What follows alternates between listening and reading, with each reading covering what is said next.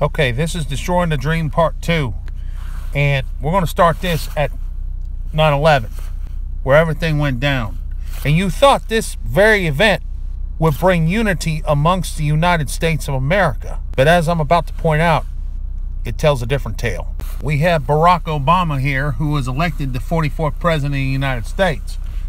Everybody thought he would be the one that would unify this country. But as I start to point out, you see a different narrative, a different agenda. Here we have George Zimmerman, who would be involved in an incident involving a young boy who was out after hours.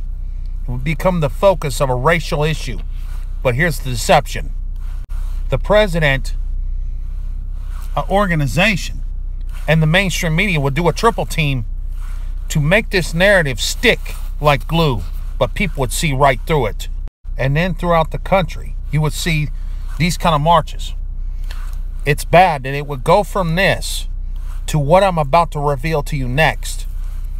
An escalating situation that makes things very bad for this country. I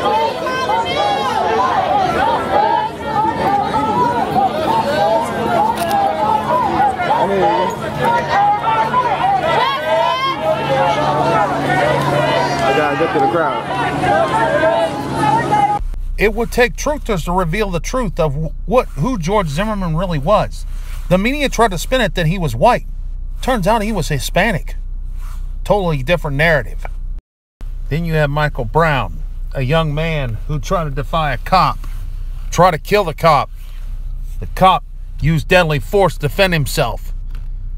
One thing led to another, and it led to a situation where riots broke out in Ferguson, Missouri. They tried to praise this young man for being a criminal.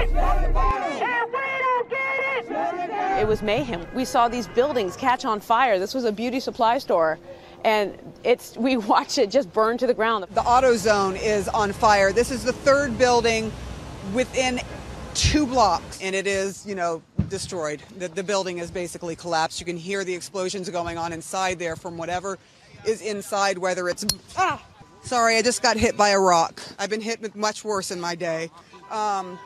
You're seeing the Title Max just up the street, right across, and that's another fire. And you're hearing the explosions from inside of some of those places. Just to give you context, I don't want you to give you the sense that the entire city of Ferguson, that there's chaos, lots of areas are calm, people are inside, and that is really what we have been witnessing. Don't shoot! Out beside the McDonald's, and people are throwing stuff at me right now. Now I will say this poor officer, I got to give him credit. He did absolutely everything he could to take down Mr. Brown. But see, the mainstream media, via the deep state, is going to paint this that he is the freaking perpetrator and Michael Brown's the victim.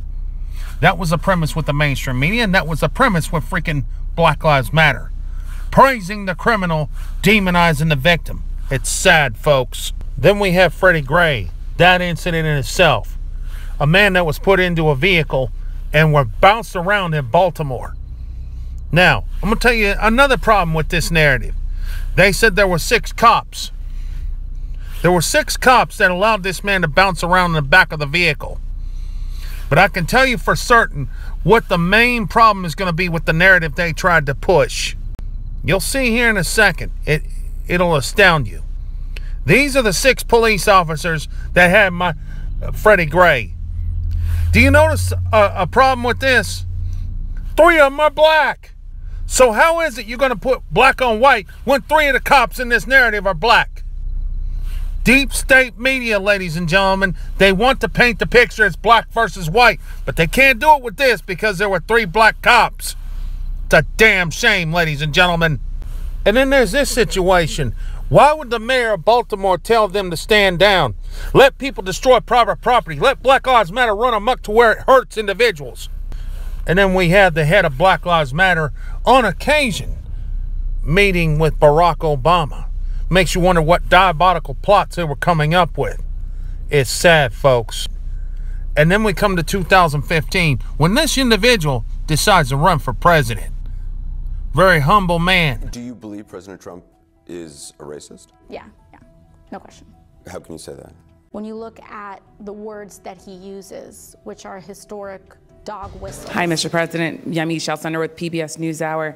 On the campaign trail, you called yourself a nationalist. Some people saw that as emboldening white nationalists. Now people are also saying I don't know why you'd that say the that. That's such a racist There question. are some people that say that now the Republican Party is seen as supporting white nationalists because of your rhetoric. What do you make of that? I don't believe it. I don't know. Why do I have my highest poll numbers ever with African Americans? Racist, misogynist, and xenophobe. Day after day, he unleashes a new coded or blatant message about people who aren't white, who aren't men, or aren't documented. Congressman John Lewis of Georgia, a leader in the civil rights movement who marched side by side with Martin Luther King in Selma and Washington more than 50 years ago.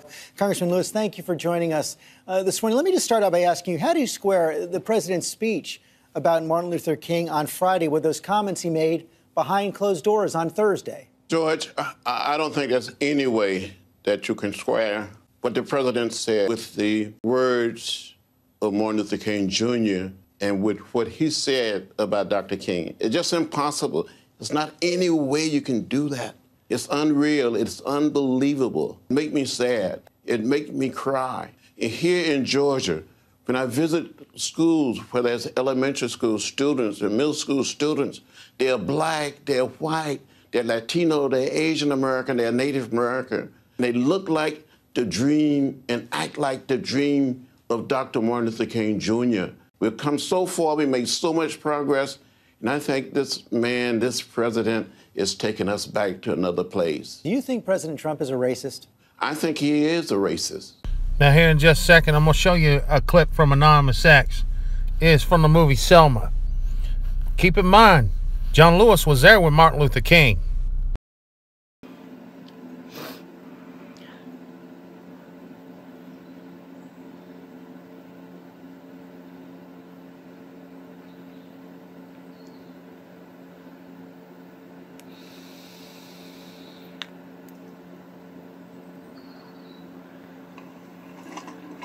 Troopers, withdraw!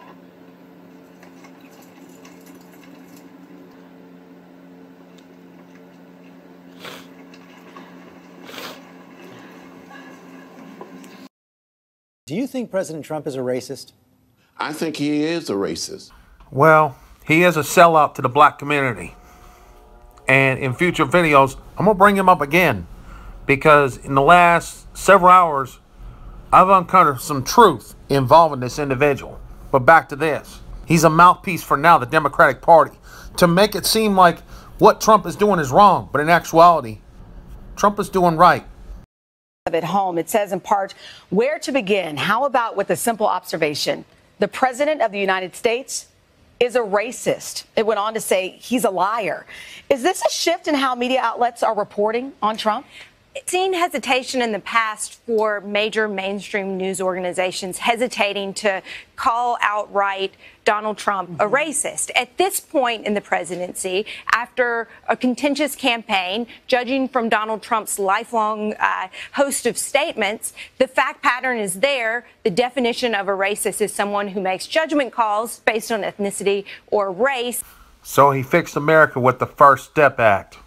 So you're saying that's racist, though, right? And then he embraced Kanye. Kanye was his key to the African-American people. Come on now, people. Then he had people that were committing to Brexit at the White House. By the masses, by the hundreds. They were walking away from the Democratic Party. So we got to start waking up to the garbage that the deep state is putting out. Specifically the Democratic Party. You've got to wake up. And you got to wake up now. If your kids want a future, it's time to educate them, show them what's right, what's wrong. Folks, please share the video.